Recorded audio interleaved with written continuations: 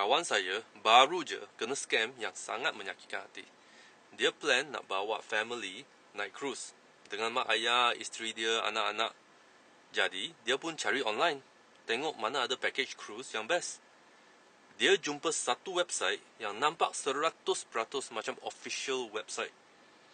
Design lawa, gambar cantik, semua info lengkap. Memang nampak real. Dia contact agent tu, cakap pun elok, sangat profesional. 3 hari mereka message. Tanya semua pasal trip, bilik, itinerary, semua okey. Akhirnya, dia yakin. Dia pun daftar.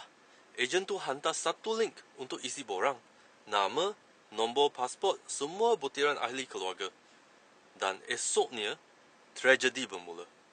Phone dia tiba-tiba hang. Langsung tak boleh buka. Masa hantar repair, technician cakap, ini macam kena hack. Tapi masa tu, sesuatu yang lagi teruk berlaku.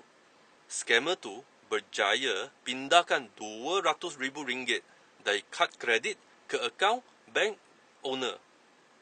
Lepas tu, buat banyak transaksi RM10,000, RM20,000 sampai habis. Semua berlaku tanpa dia sedar. Phone dia mati. Dia tak dapat OTP, tak dapat alert apa-apa. Dan bila dia sedar, semua dah terlambat. Bukan je dia tak dapat bawa family naik cruise. Sekarang dia kena bayar balik RM200,000 hutang kad kredit. Bank kata, maaf encik, semua transaksi guna pengesahan yang betul. Jadi ini bukan tanggungjawab bank. Sekarang dia terpaksa bayar RM10,000 lebih setiap bulan untuk hutang yang dia sendiri tak pernah guna. Sedih, marah, trauma, semua perasaan campur sekali. Tapi inilah realiti zaman sekarang. Jadi, hati-hati bila nak beli apa-apa online. Zaman sekarang, website palsu pun boleh nampak macam real. Agent scammer pun boleh cakap macam profesional.